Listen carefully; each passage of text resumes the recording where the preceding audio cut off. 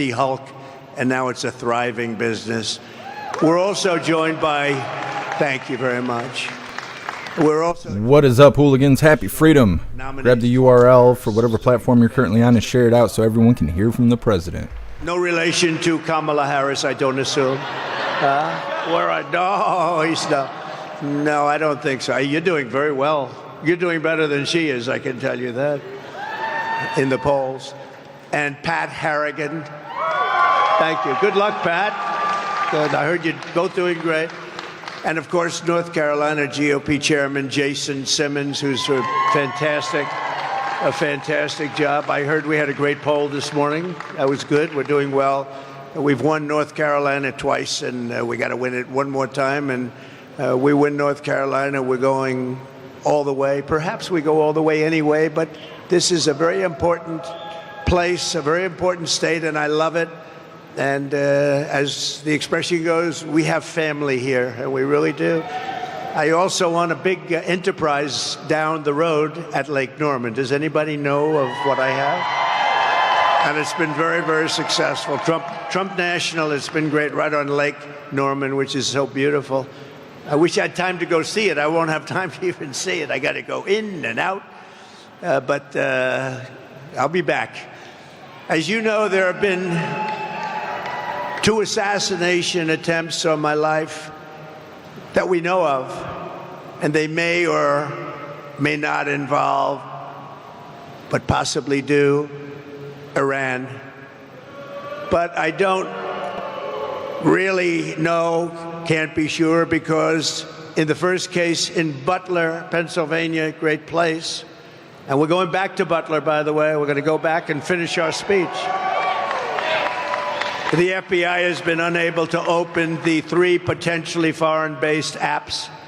And in the second case, the assassin had 6 cell phones in his car, yet the FBI has likewise been unable to penetrate their guard.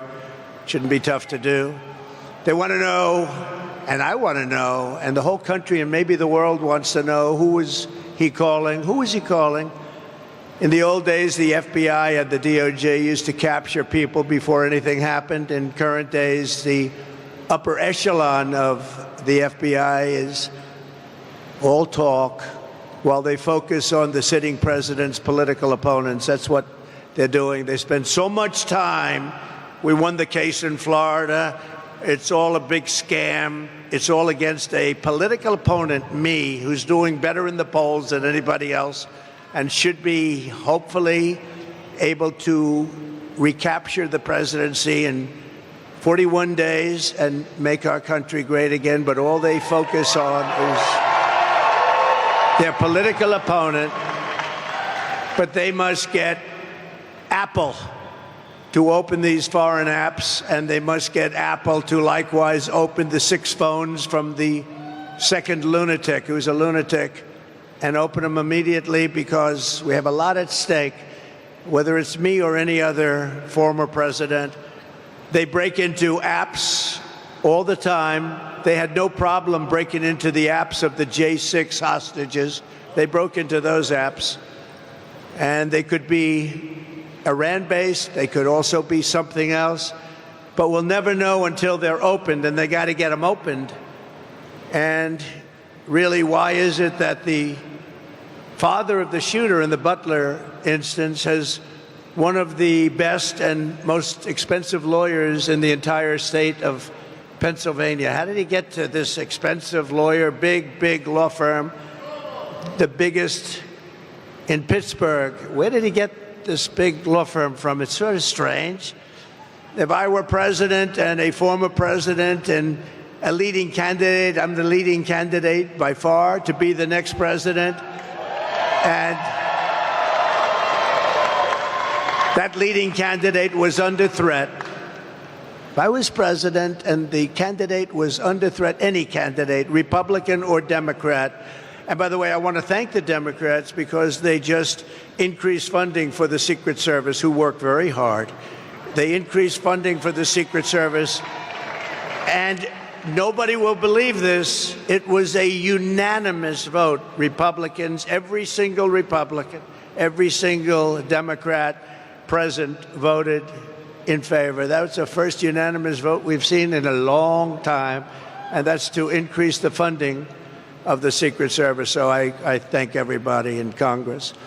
But if I were the president, I would inform the threatening country, in this case Iran, that if you do anything to harm this person, we are going to blow your largest cities and the country itself to smithereens. We're going to blow it to smithereens. You can't do that. And there would be no more threats. There would be no more threats. But right now, we don't have that leadership or the necessary people, the necessary leaders. We have two people, not one. We don't even know who our president is right now. Who is our president right now? We really don't know, but we have two people, not one, that only keep looking. And when you do that, when you just look, trouble always ensues. So it's big trouble for our country. Meanwhile, we have the president of Iran in our country this week. We have large security forces guarding him, and yet they're threatening our former president and the leading candidate to become the next president of the United States. Certainly a strange set of circumstances. Around the world, our enemies are desperate to prevent Donald Trump from returning to the White House because they know I will make America great again. They don't want that. 4 years ago, our country was feared and respected, and our country will soon be feared and respected again. We have to have that. And that's why we all need to pull together to thwart these attempts and to bring back American strength, power, and prestige. We will soon have it back. No threat will shake me. No enemy will intimidate me. And I have never been more determined than I am today, and I will never back down in my fight to make America great again, which is what we're doing.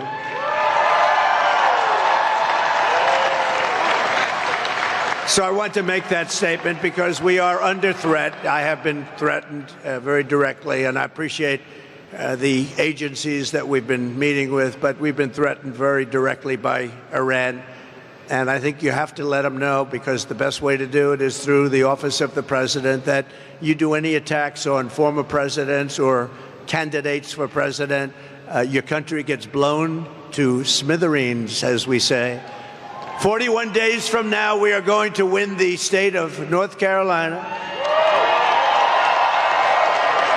We are going to defeat Comrade Kamala Harris, and we are going to take back our country. We're going to take it back. Yesterday, I was in Georgia, a great place, to outline my plan for an American manufacturing renaissance. That's what we're doing. We got tremendous reviews on that speech. Now today, Kamala Harris is supposedly announcing her so-called plans to support manufacturing and wealth creation. Why didn't she do it 3.5 years ago? They've done nothing. Why didn't she do everything 3.5 years ago? She's been there for almost 4 years, and she didn't do it. She didn't create wealth. She destroyed 22% of the value of every dollar in your pocket and jeopardized us in front of the remaining portions of the marketplace. And the world's reserve currency is under siege right now.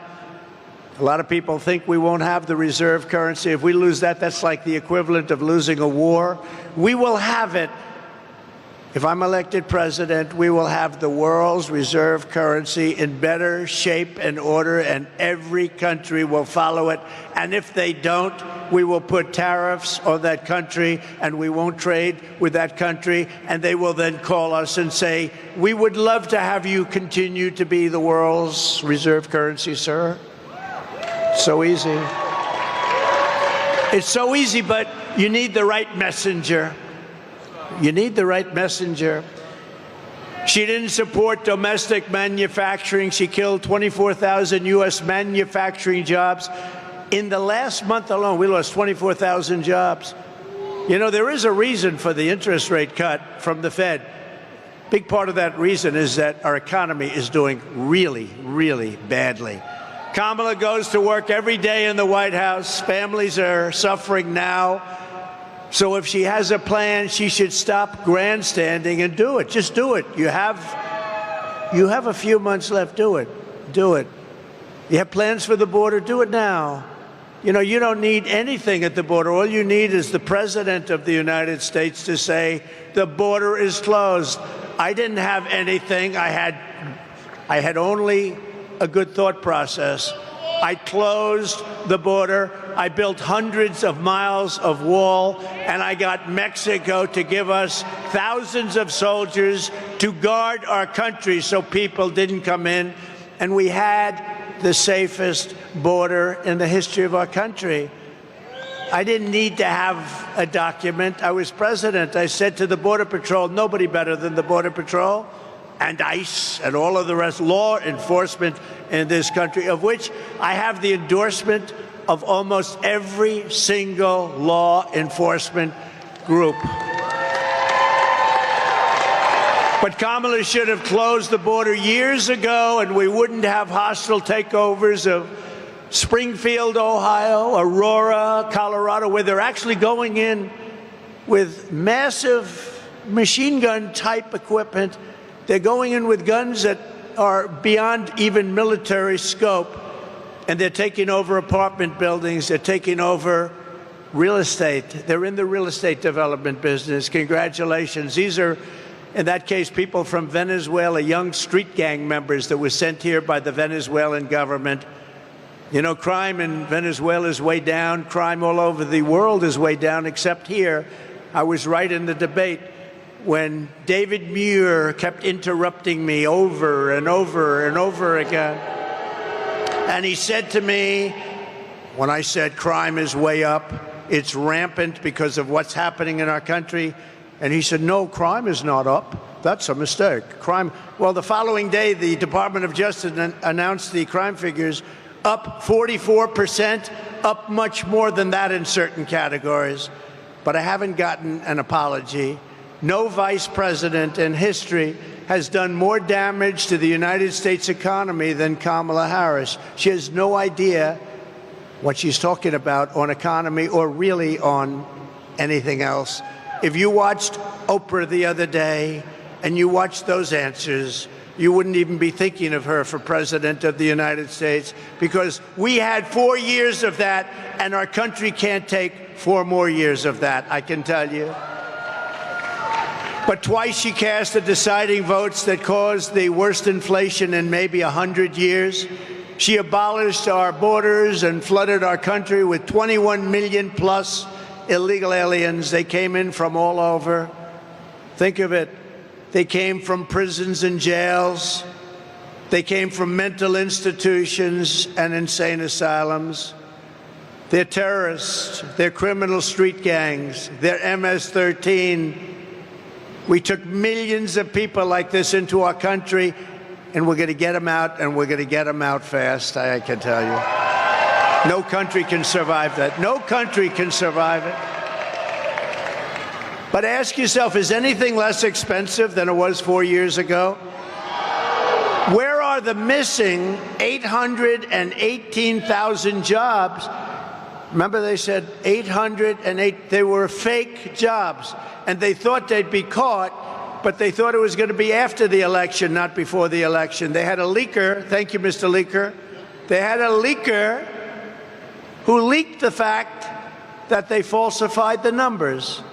Nobody talks about it. The press refuses to write it. We don't want to hear Kamala's fake promises, even something like she worked very long and hard hours over French fries at McDonald's. She never worked at McDonald's. It was a fake story. It was a fake story. The press now refuses to write it because it's so, you know, there's a very simple one. She said she worked at McDonald's and she didn't. Not highly sophisticated, not complicated. It was a lie. She never worked at McDonald's over the hot French fries. I think I'm going to a McDonald's in 2 weeks, actually, and I'm going to work the French fries because I will have worked longer and harder at McDonald's than she did if I do that even for half an hour. So we want to hear an apology for all of the jobs and all of the lives that she's destroyed. Think of it. They created 818,000 fake jobs so that the job numbers would look better. But they got caught before the election. They were going to announce it after the election that it was a mistake. It wasn't a mistake. It was fraud. And the Attorney General should look into it because nobody's ever had that kind of a mistake before in this country. 800, almost 1 million jobs, a mistake. But she got caught. So I just, sometimes these whistleblowers and leakers are okay with me. Kamala Harris is a one-woman economic wrecking ball. And this November, the people of North Carolina are going to tell her we've had enough. We can't take it anymore. Kamala Harris, you're fired. Get out. You're fired. You did a lousy job as vice president. Look, Joe is the worst president in the history of our country. Jimmy Carter is the happiest man because the Carter administration, by comparison, was totally brilliant. And Kamala is considered, and if you go back 7 weeks, was considered the worst vice president in the history of our country. And now she wants to be president. We can't let it happen. And she's a Marxist. We're not ready for a Marxist president, and we never will be. North Carolina was once the beating heart of American manufacturing. I know it very well. I was here many times to buy furniture for buildings. I'd come and I'd look, and there was nobody like the craftsmen of North Carolina. It was filled with companies like this one and known everywhere for its incredible craftsmanship and skill.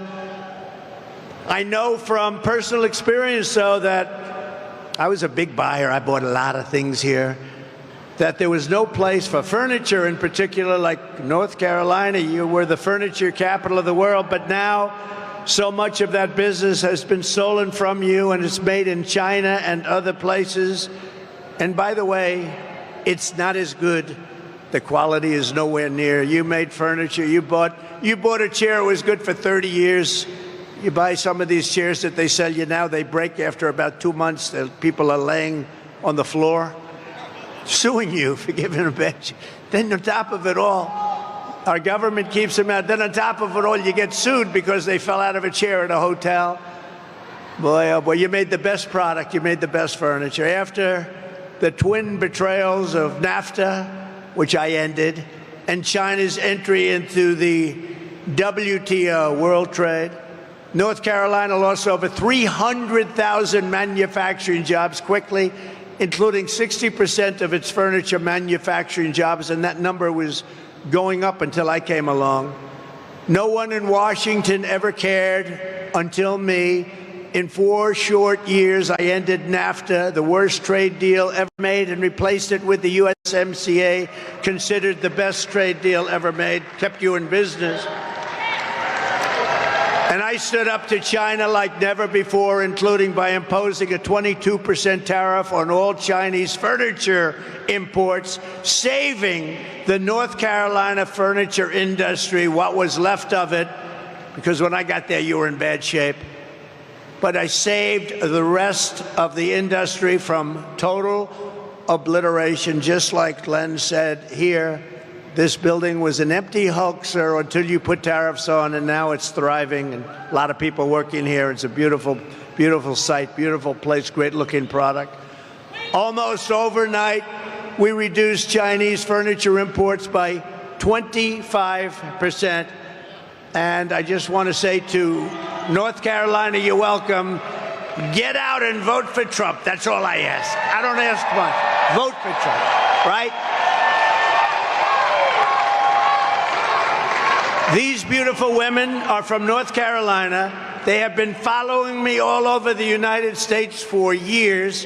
This is number 232, and this isn't a rally. This is just a gathering of business people, just letting them know how well we're doing with all of the things that we're doing and how well we're doing in the polls. We're doing very well. We're leading in North Carolina by nice numbers, I think. But The real story is now being told because you're hearing the story. But these women have followed me all over. Their husbands are great people that put up with them. They are all over. Look how beautiful they are. And they follow me to California. They follow all over the country. And now finally we're in North Carolina, so you don't have to go so far. They live about 20 minutes away. But they are unbelievable patriots, and we appreciate it. There's actually about 50 of them. And I often wonder, you know, they're happily married. They're great, great people. They're happily married. But boy, their husbands, I say, darling, I'm leaving for a couple of days. We're going on. He's going, you're going to watch him again? But we love you and we appreciate it. And above all else, they're patriots. They want to see our country get better. So thank you very much. Thank you very much. So to the workers of this state, when you hear Kamala Harris attack my tariffs today, you wouldn't have anything left in this state if I didn't do what I did. This building would be now shuttered, closed, empty, no jobs, and now it's thriving. We're going to do the same thing on a very large scale for our country. We're going to make our country something that nobody thought it was even possible. Just remember, Kamala's not attacking me. She's attacking your furniture jobs. She's attacking your communities. She's attacking your factories. And she's trying to send all of those jobs to China with everything else. And we're not going to let that happen. Joe got all that money for China. You know, China paid him a lot of money. So did Ukraine. So did Russia. They got a lot of money. Remember when I said during the debate, when Chris Wallace was the host, he did not so. How's Chris Wallace doing lately? Not too good, right? He's not doing too good. I said, why did the mayor of Russia's wife pay you $3.5 million cash? How come? And Chris Wallace stopped me. You're not supposed to be asking that question. I said, why not? That's a question. He wouldn't let it be asked. You know, I had 3-on-1 the other day, and I had 2-on-1 then. I always have unequal odds, but we handled it very well. We got great marks on that debate. We had a woman debating.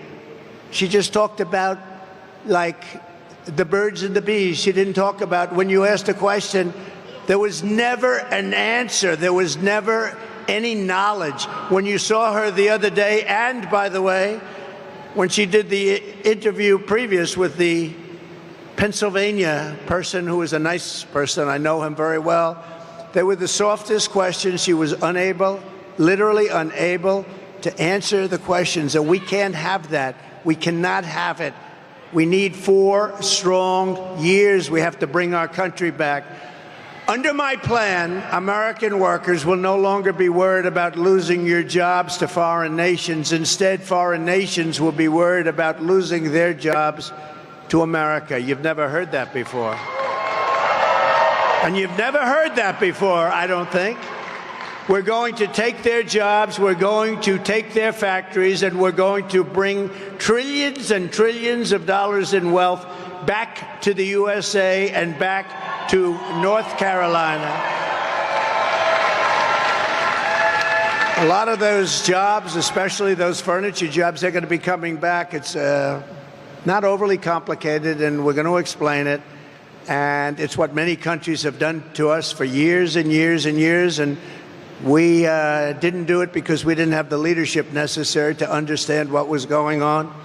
Here is the deal that I will be offering to every major company and manufacturer within our country. I will give you the lowest taxes, the lowest energy costs. I will cut your energy in half. The lowest regulatory burden and free access to the best and biggest market on the planet Earth, but only if you make your product here in America and hire American workers for the job. You know, I had Wall Street geniuses calling me up yesterday. I said this yesterday when I was in Georgia, where we're leading also, by the way. That's nice, by quite a bit. But we were in Georgia and doing well, and they called me up after the speech and they said, what? Who gave you that idea to cut the taxes, but only if you make the product in the USA? Pretty good idea. They said, who gave you that idea? I said, I did. If you don't make your product here, then you will have to pay a tariff when you send your product into the United States, and we will take in hundreds of billions of dollars into our treasury and use that money to benefit American citizens.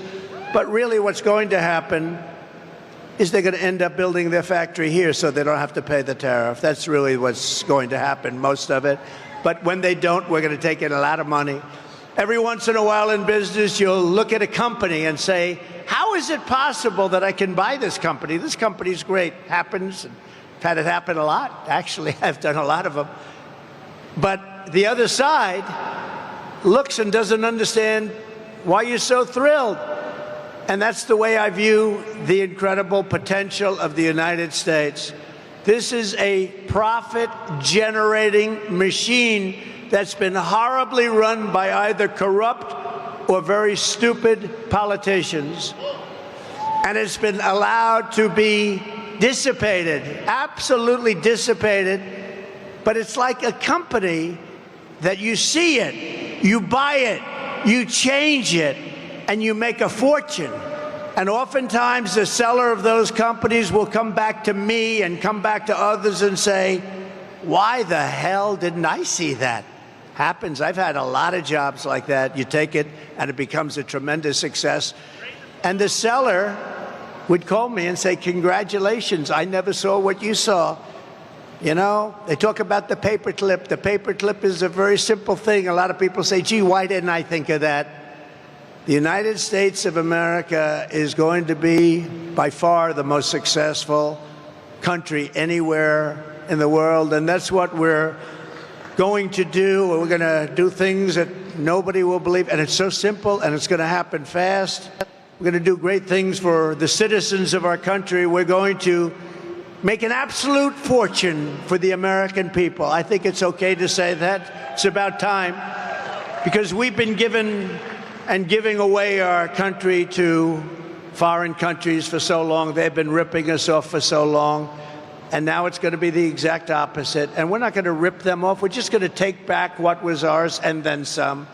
The centerpiece of my plan for a manufacturing renaissance will be a 15% made in America tax rate. You have to make it in America. So the tax rate is going down to 15% if your product is made in America, like this product is made in America. So I brought the business tax rate from 39% to 21%, the biggest decrease, biggest cut in taxes in the history of our country. And people said that was impossible to get done, but I got it done, and I got it actually passed in Congress, so it cannot be changed easily, even though they want to change it and raise it way back up and lose all your jobs. If she gets in, they're going to want to make it 38, 40, maybe even 50%. I got it done. I got it approved in Congress, and we did more business and created more jobs during that period than at any time in our country's history. Now I'm taking it a step further.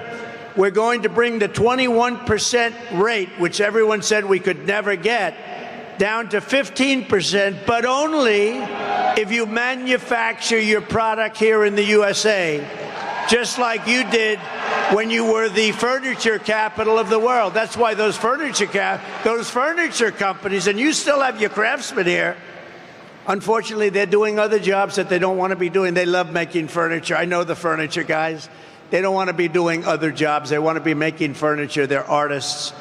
Those people are going to be coming back into the furniture business. Then, next, I'm imposing tariffs on your competition from foreign countries, all these foreign countries that have ripped us off, which stole all of your businesses and all of your jobs years ago and took your businesses out, so that now they won't be able to compete with North Carolina or businesses in any other state in our once great country, soon to be greater than ever before country.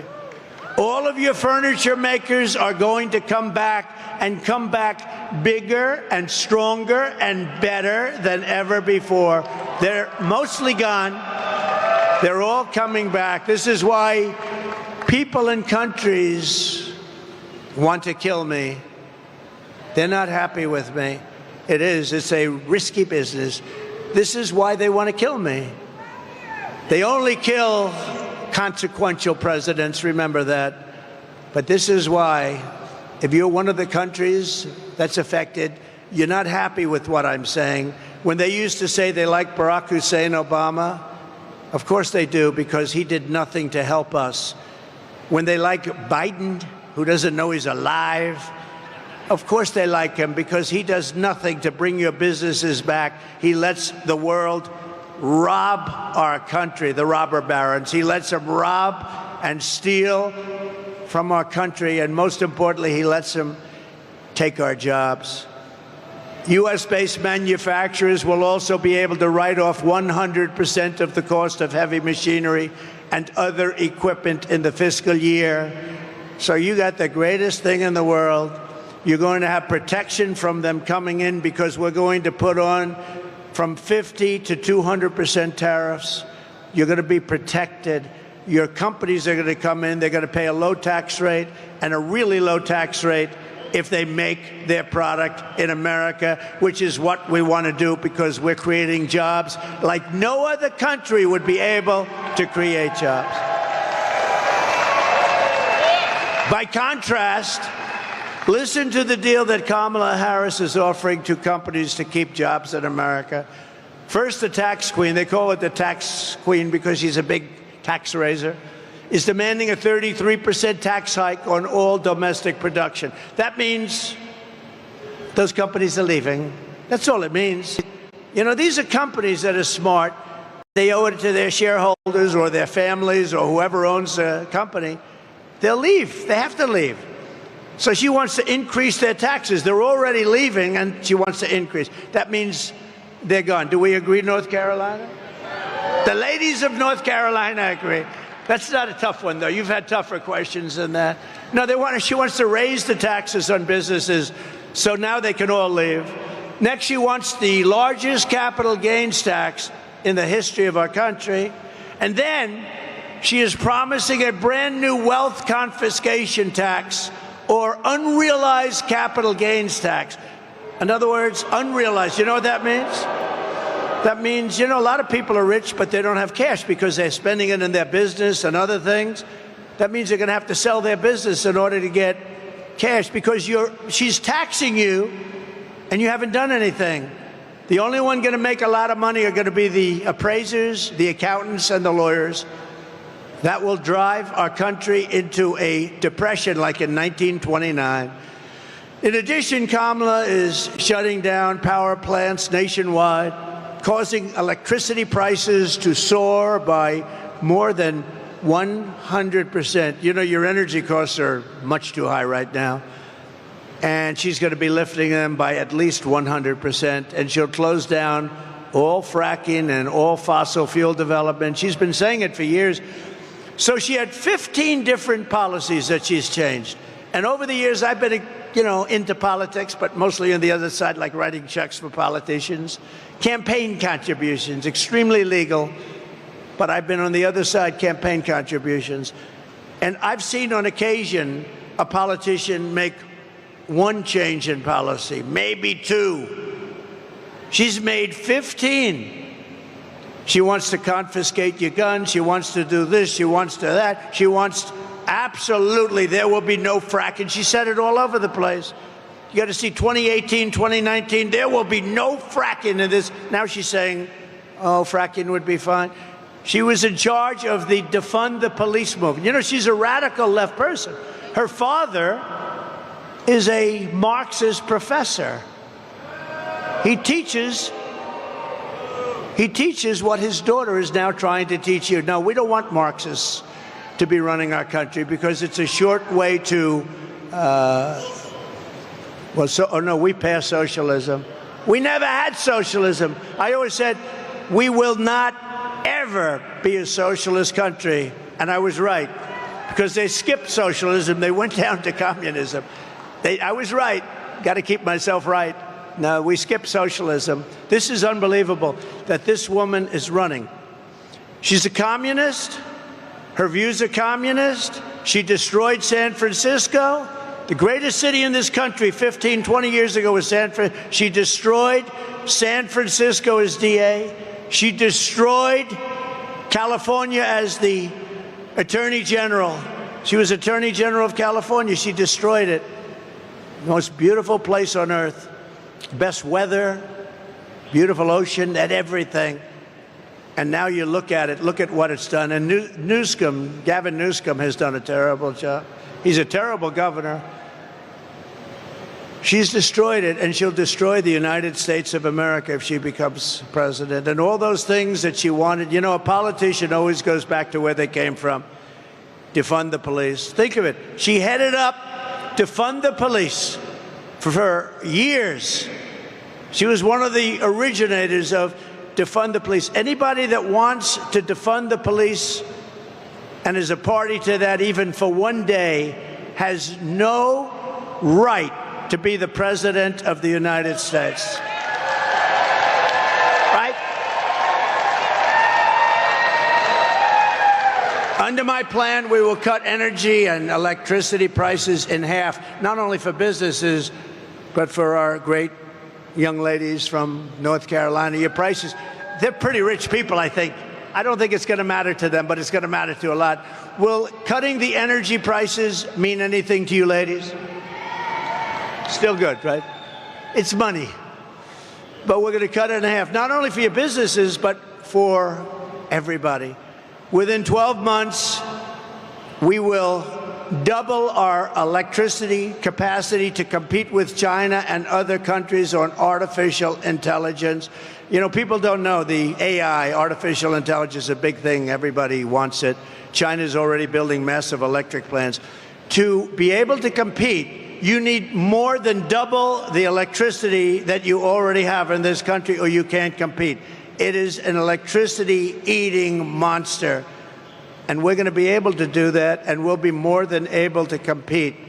We're going to be able to get it done, but not if somebody else is president. It'll be a disaster. To slash burdens on workers and businesses, we will cut 10 old regulations for every one new regulation. So I cut more regulations during my 4-year term than any other president in history during any term. And we're going to keep it going. Some of them have been put back by Biden and Harris. And to the auto workers of our country, we love you. I am pinpointing you for greatness. China is right now building major auto plants in Mexico. They didn't start them with me. They knew that it wasn't going to work with me. As soon as I left, they started building. And they think they're going to sell their cars into the United States and destroy Michigan, South Carolina, North Carolina, Georgia, a lot of other places where they make autos or auto parts. And it's not going to happen. We will put a 100% tariff on every single car that they want to come across our border, and tell them only that they'll get rid of the tariff under one circumstance: if you build your plant, not in Mexico, but into the United States, and use our people as your workers. I will bring automobile manufacturing back to the highest level in the history of our country. We will be like it was 50 years ago when there was virtually nobody else to compete with us. We're going to bring back the automobile manufacturing at a level that we haven't seen before in many, many years, maybe never. Vote Trump, and you will see a mass exodus of manufacturing from China to Pennsylvania. You haven't heard that too much. From Germany to Georgia, from South Korea to North Carolina, you're going to see a tremendous exodus the other way. You haven't seen that. We were getting ready to do it, and then a lot of bad things happened. We did much better, by the way, in the election of 2020 than we did in 2016. Just remember that. Millions and millions of votes more. More votes than any sitting president in the history of our country. But they beat us by a whisker. They beat us just by a little whisker. He beat us from the basement. As we save our economy, we will also seal the border and stop the migrant invasion into our country. It's the greatest invasion that we've ever had into our country. What they've done to our country is incredible, and what they're doing to our country. Under Border Czar Harris, millions and millions of people are pouring in right now from all over the world, prisons, jails, insane asylums, mental institutions, terrorists, all at record levels. We've never had anything like this. And, you know, I feel so sorry for the towns and the cities where they are. They're causing havoc, and the mayors always want to be politically correct. One particular, I don't want to embarrass him, but one particular mayor is saying, we're looking for translators because the people speak no English. So they're looking, you shouldn't be looking for translators. You should be looking for people to take them out of our country and bring them back from where they came, because your town and city is being destroyed. The 21 million illegals she let in are now creating havoc throughout the country. Aurora, Colorado, and Springfield, Ohio are just two examples. What they're going through in those places, it's unbelievable. I mean, they're literally taking over those towns. They're taking over hundreds, those are 2 years, hundreds of towns and cities throughout our country, including the big ones. Look at New York. All of the people, what's happened to the quality of life. The quality of life is a whole different deal. Chicago, take a look at what's happening in Chicago. Look at LA. Look at what's happening in Los Angeles. They're taking over your cities, your big ones, your small ones, your towns.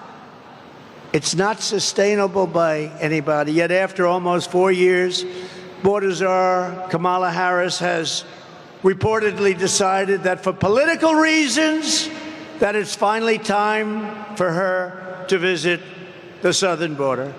So think of it, she was the border czar for almost 4 years. She's never been there. She went to one little area, but it was, I'd like to go there too with our great First Lady and have a nice lunch. This was not the border that she should be looking at. I can tell you the real border, because I've been there many times. She finally went after almost 4 years, and the reason is because her polls are crashing. She's not doing well, because I don't believe the people of this country are stupid. I think they're very smart, and you're not going to let her ruin this country like she did San Francisco or Los Angeles. She ruined the entire state of California. She's trying to con the public, but remember, she is the one who terminated Remain in Mexico. I had a policy. It was not easy to get with the president of Mexico, who I got along with great, but he is a smart man, and he took advantage of our country. I said, we have to have Remain in Mexico. He looked at me like I was crazy. I said, no, I'm not. I want Remain in Mexico until we find out if these people are qualified to come in. And they stayed in Tijuana. They stayed all over Mexico, hundreds of thousands of people. And we took them in very, very slowly. I don't know if they can put up my world's favorite chart. I don't know. We're in a factory right now. We don't have billboards, I don't think. But the greatest chart, I love that chart, because that chart saved my life. It was a chart on immigration. There was a chart on immigration, blue, gold, and red. I love it very much. If I didn't have that chart, I probably wouldn't be speaking to you right now. But it shows basically that we had the best and lowest immigration numbers, and that included drugs and human trafficking, a lot of other things that we've ever had in the history of our country.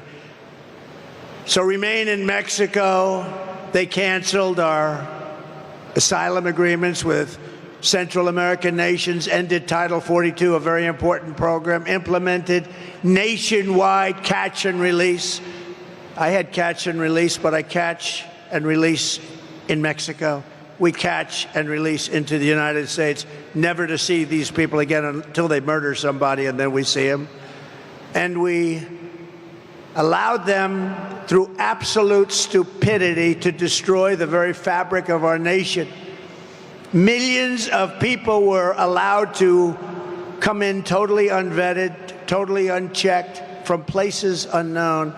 I was with Tom Homan recently. He told me that the last check was they came in from 168 different countries. Most people don't even know there are that many countries. Actually, there are quite a bit more than that. 168 countries were represented with illegal aliens coming in. From the Congo in Africa, they come in a lot from the Congo. From jails in the Congo, they opened their jails. From South America, Venezuela, all of the countries, they're letting them out of their prisons and jails. They're letting them out. Their jail population's way down. Their mental institution population. But this is all over the world. They come from the Middle East. They come from Asia.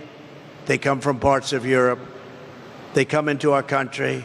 Many of them are major criminals, murderers.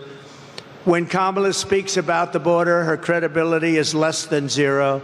I hope you're going to remember that on Friday when she tells you about the border. Ask her just one simple question. Why didn't you do it 4 years ago? Why didn't you do it 4 years ago? They've got very little time left, thank God. Very little time left. Why? That's all you have to do. I give this to the fake news media because they don't cover it properly. They don't even talk about the border. Say, why didn't you do it 4 years ago when you first came in? Why are you waiting 3.5, almost 4 years? Kamala's migrant invasion has particularly devastated the black community and the Hispanic community, including all of the people, the jobs, what they've done. The jobs are going to illegal migrants that came into our country illegally. Our black population all over the country, our Hispanic population are losing their jobs. They're citizens of America. They're losing their jobs. Most of the jobs that were created in our country, and all of the jobs, almost all, were bounce back. They came from me.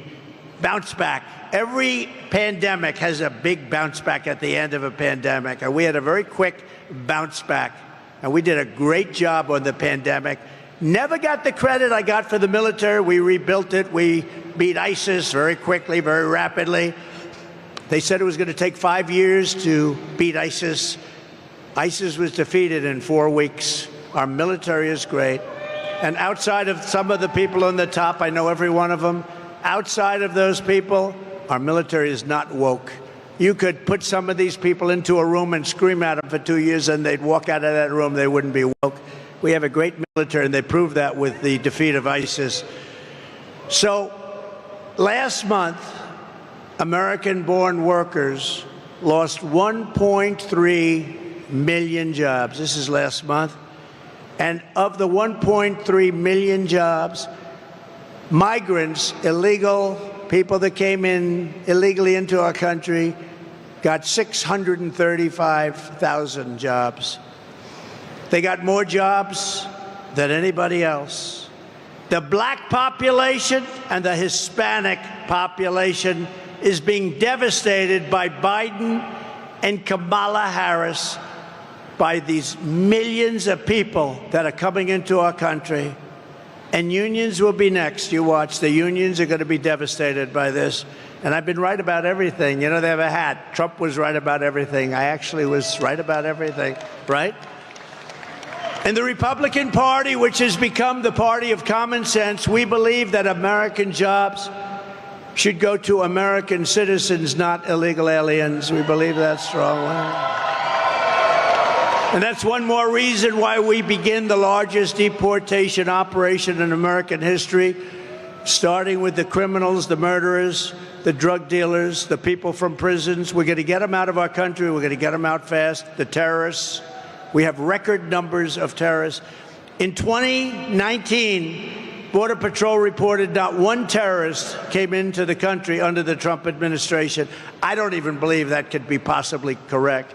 But that's what they say, 0.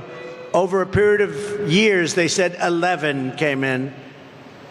Let me tell you, right now, we have more terrorists coming, thousands, coming into our country than we've ever even thought possible. And these are rough terrorists. These are the real deal.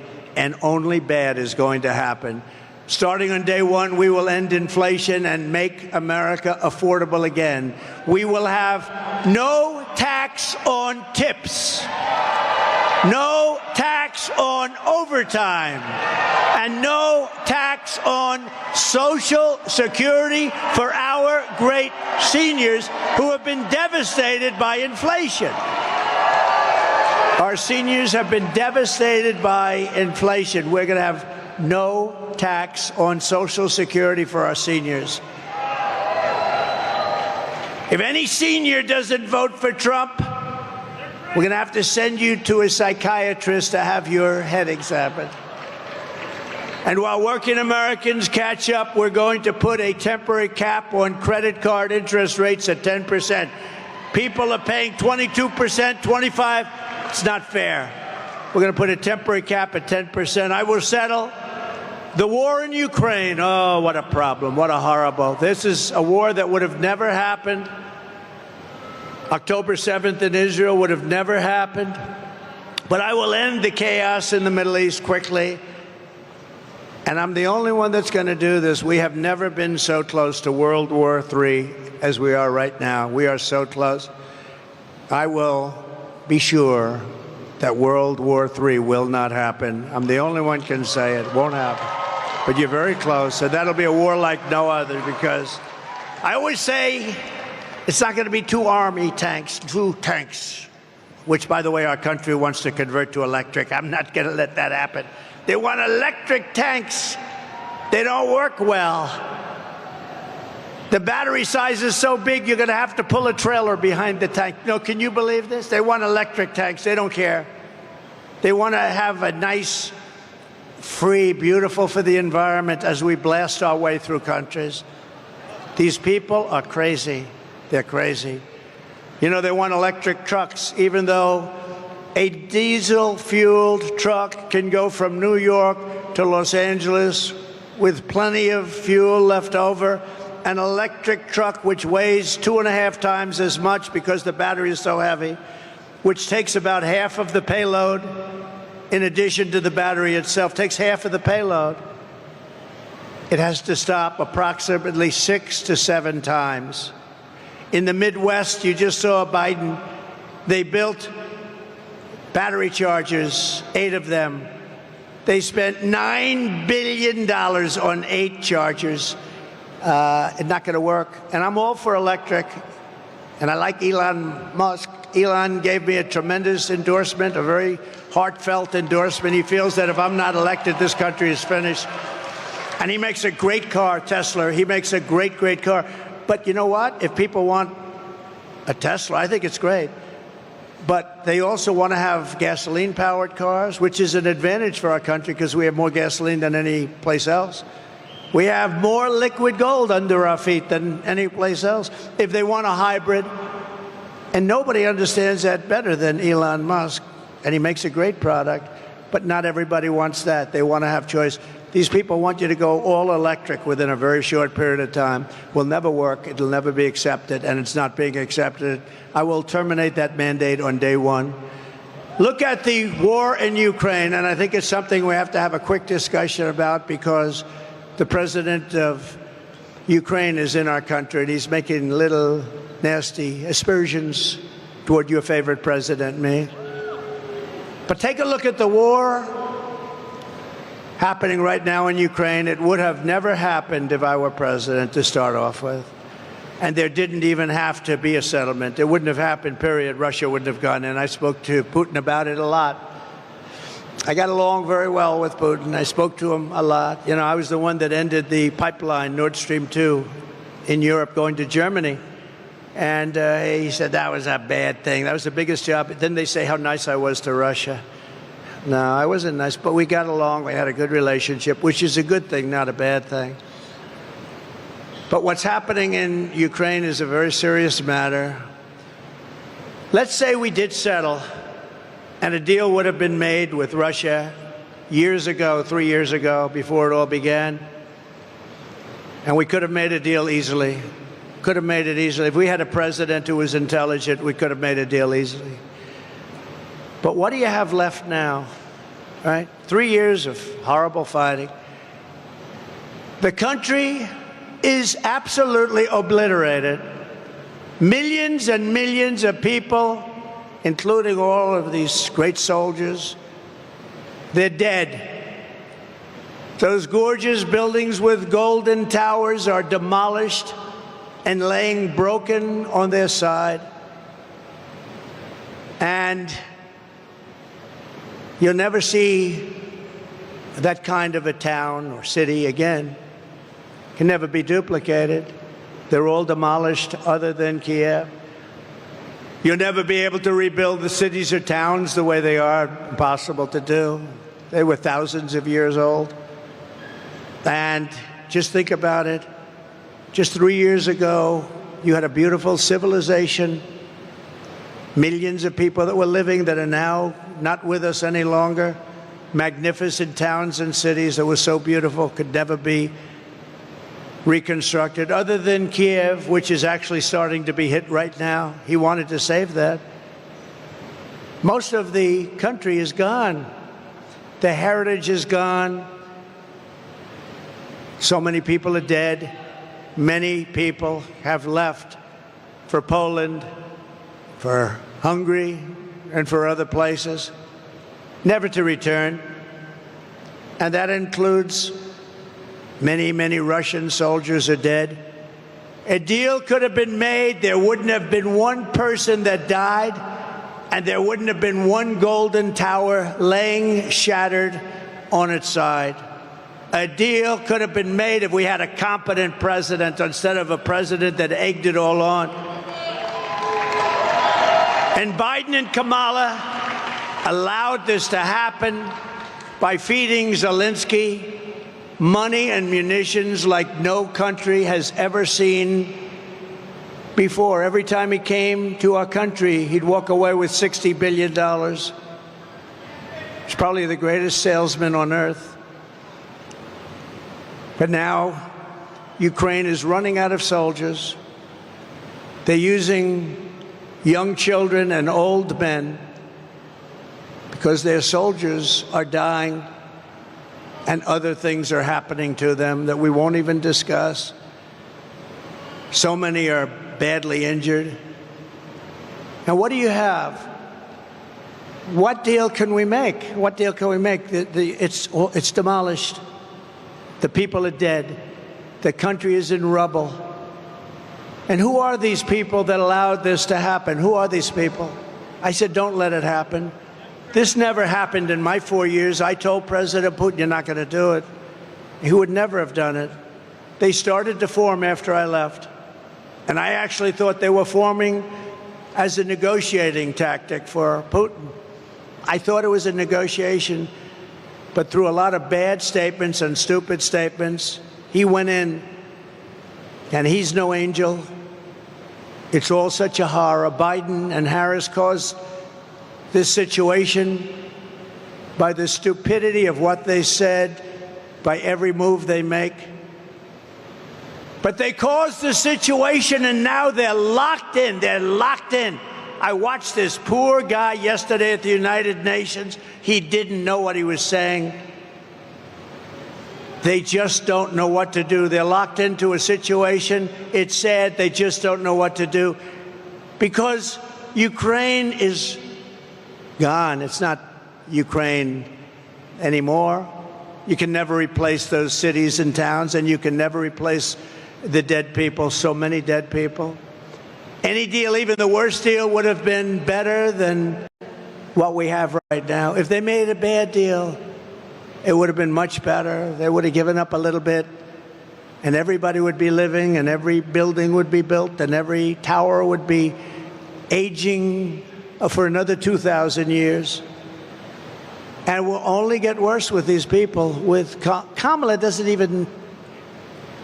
she doesn't know what she's doing. More people will die. More cities will fall. The ones that fell will continue to receive more and more bombs. They'll be broken up asunder, worse than they are right now. Nothing is standing. The crops are dying. There's really nothing for the Ukrainian people to move back to. And it didn't need to happen. Those buildings are down. Those cities are gone. They're gone. And we continue to give billions of dollars to a man who refuses to make a deal, Zelensky. There was no deal that he could have made that wouldn't have been better than the situation you have right now. You have a country that has been obliterated, not possible to be rebuilt. It'll take hundreds of years to rebuild it. There's not enough money to rebuild it if the whole world got together. They're not going to be satisfied until they send American kids over to Ukraine, and that's what they're trying to do. And the moms and dads of America don't want their kids fighting Ukraine and Russia, and we're not going to have our soldiers die across the ocean.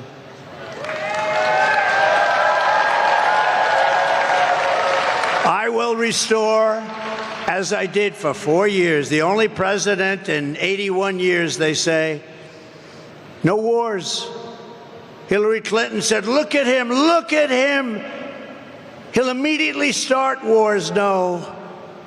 Then she said, look at his rhetoric. He's going to start wars. I said, no, my rhetoric is going to keep us out of wars. And that's what happened. I kept you out of wars. My rhetoric kept you out of wars. I stopped wars from happening. If it were somebody else, they would have gotten 5 Nobel Prizes. I never even got a mention, and I wouldn't, because I happen to be a different kind of a person, and the fake news treats me much differently than they treat other people. Obama got a Nobel Peace Prize, and he didn't even do it. He said, why did I get it? He had no idea. It was immediate as soon as he walked into office, practically. He didn't do anything. What I've done is incredible. The Abraham Accords alone, incredible. But they haven't done anything with it. We would have had every country just about in the Middle East signed into the Abraham Accords, but the Abraham Accords brought peace. We would have had total peace in the Middle East. But I don't care about that with the Nobel Prize. I had so many people, you should get the Nobel Prize. I said, don't worry about it. They don't get the Nobel Prize to certain people. But these are the people that get things done. These are the people that understand strength and they understand peace, because we will restore peace through strength. We will rebuild our cities, including Washington, D.C., making them safe, clean, and beautiful again. We will keep the U.S. dollar as the world's reserve currency. This is how we will end the era of inflation, mayhem, and misery under Kamala and Crooked Joe, and unleash safety, prosperity, and peace for Americans of every race, religion, color, and creed. We're going to do things for our people that haven't been done for a very long time. And we started 4 years ago. We were doing things that nobody ever believed, jobs. And we had the greatest economy in the history of our country 4 years ago, 7 years ago, 6 years ago, and 5 years ago.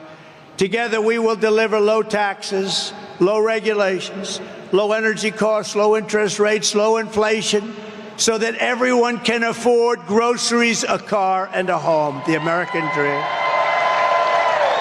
We will stop the invasion and end migrant crime, support our great police, strengthen our military, build a missile defense shield over our country, keep critical race theory and transgender insanity the hell out of our schools, and we will keep men out of women's sports. We will defend the Second Amendment, restore free speech, and we will secure once and for all our elections. Our elections are under siege. Everyone will prosper, every family will thrive, and every day will be filled with opportunity and with hope. But for that to happen, we must defeat Kamala Harris, and we must stop her country-destroying liberal agenda once and for all. It has to end. We have to bring our country and take our country back. So get everyone you know and vote. We want a landslide that's too big to rig. Very simple. Too big to rig. On November 5th, we will save our economy, we will save our country. It will go down as the most important day in the history of our country. We will rescue our middle class.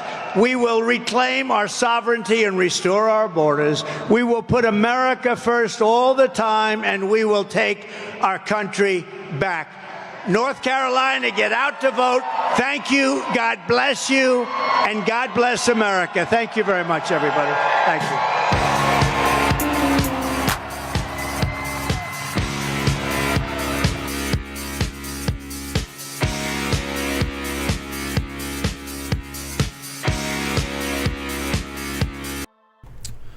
Well, there you hooligans have it. President Trump live in North Carolina.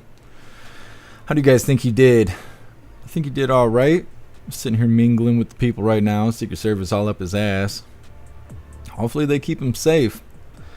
I don't know why his camera feed is so blurry. It was like that yesterday too, but the banners aren't blurry, so they need to do something. I don't know if they need to clean the cameras or what they need to do. There's Top Knot in the background. You see him eyeballing the camera? I think next time we're going to use President Trump's feed because his feed was actually really clear. It's just Right Side Broadcasting that's really blurry right now. But either way, you could still hear what was going on. People excited to see President Trump. We're going to read through the chat a little bit and hang out until President Trump is no longer visible. Then we will be doing the Pledge of Allegiance and wrapping things up. We'll be live again in a little bit with Coffee with Hooligans. I still got to put the schedule together, but that's what happens when President Trump goes live when we're supposed to be doing Coffee with Hooligans, but that's okay. What's up, Noman? Happy freedom. You Hillian, God bless you, President Trump. That's right. Pumpkin, you think President Trump did good today? I think so as well. Some people were saying that he looks exhausted. He's a busy guy. He is a busy guy.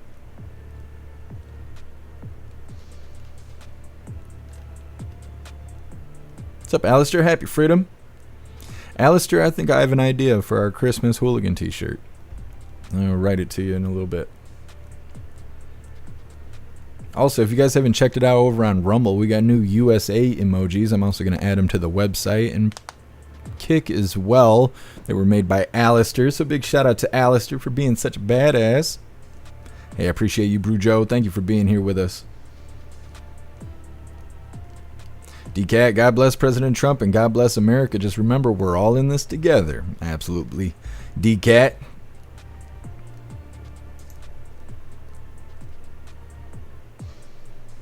Here, Juicer. If he goes to Ohio again, he should exit to, they're eating the dogs. Here, Juicer. I think he said he's supposed to be in Butler, Pennsylvania again next week. I believe I heard him say.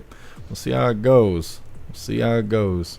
See a lot of people talking about the assassination attempts on President Trump's life and things like that and how they're all concerned. I was thinking about it last night while I was up and researching things. I'm really worried about after Election Day, because between Election Day and Inauguration Day, I think is going to be the toughest time for him. Because I think he's going to win the election, and I do still think that the Democrats are going to claim that it was stolen. They're going to try and hold an audit. They're going to try and claim that it's his fault and all this stuff. And I think whether or not that happens, I think if he wins the election, waiting towards inauguration time is going to be a very dangerous time for President Trump. Now, I don't want anything bad to happen to anybody, but I was thinking about it yesterday, and I think that that's probably the highest pressure time is going to be after Election Day. All right, President Trump is no longer visible on the screen. Hopefully he makes it out of there safe. We're going to do the Pledge of Allegiance and wrap things up, but we're going to read through the chat a little bit more really quick. And like I said, we got Coffee with Hooligans coming up next. Zero, he did sound a little tired. I hope you get some rest today. Yeah, Zero. And the weather's all cold and rainy. Half the country right now, so he's probably catching a little bit of that too. Oh, and that will be live again in a little bit. I just got to get the schedule put together.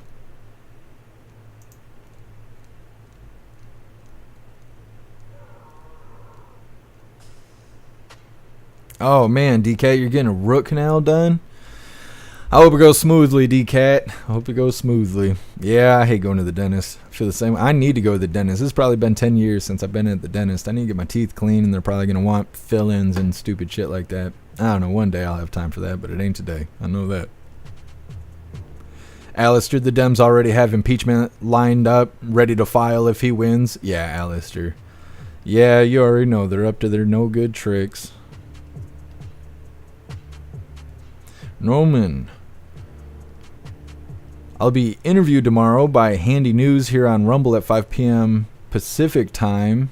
If you want to check it out, that's badass, Noman. Yeah, send me an email or something so I can remember, so I can put it on the schedule. I'm not able to do that right now, but I definitely want to check it out.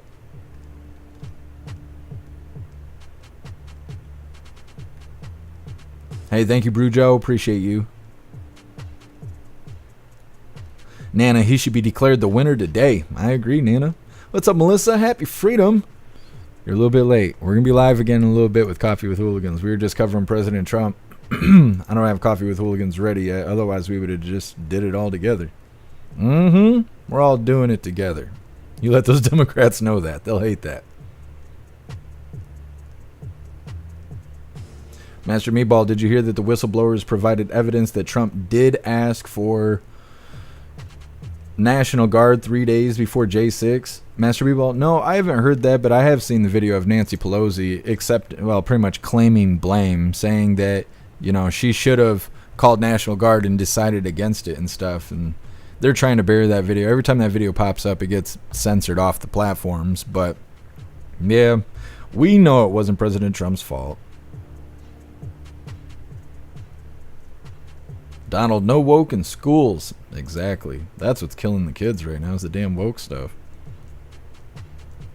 Zero, they're trying to destroy Ohio soil. Yeah, I seen that there's another, some sort of toxic chemical train-related nonsense going on in Ohio again.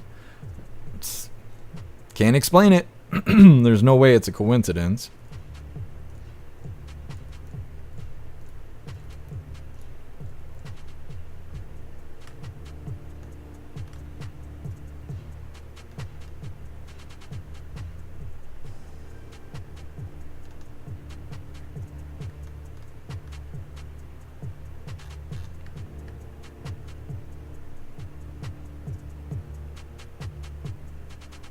What's up, Jay Tyler? Happy freedom.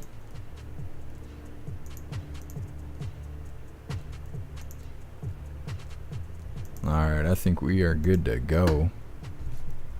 It's that time again, hooligans. Please join me for the Pledge of Allegiance. I pledge allegiance to the flag of the United States of America and to the republic for which it stands, one nation, under God, indivisible, with liberty and justice for all. Alright, we're going to read through one last time just to make sure no hooligans are left behind. But like I said, we're going to wrap this up. And in a little while, we will be live again with Coffee with Hooligans. So definitely look forward to that. I am going to drop the Linktree link in the chats for all of you guys. So if you'd like to make donations, join membership programs, or purchase any merch, I would really appreciate it. All of your guys' contributions keep us running every day except for Sunday. So we got to have a day to recharge those batteries. Definitely go join Discord. Discord is our free hooligan community. If you're feeling real saucy, go join jeffmaclive.com. That's the place to be. It's the home of the hooligans. It's the best way to experience it live. Go down all the links, click all the buttons, do all the things. Like I said, in a little bit, we will be live again with Coffee with Hooligans. Hopefully within an hour. I'm going to try and get it wrapped up as quickly as possible. Kevin, they're voting on universal basic income today. Interesting. I haven't heard anything about that. Oh, I appreciate you, Noman. I'll definitely check it out. Appreciate you, Tree Herder. Cheers. Alright, I think we are good to go.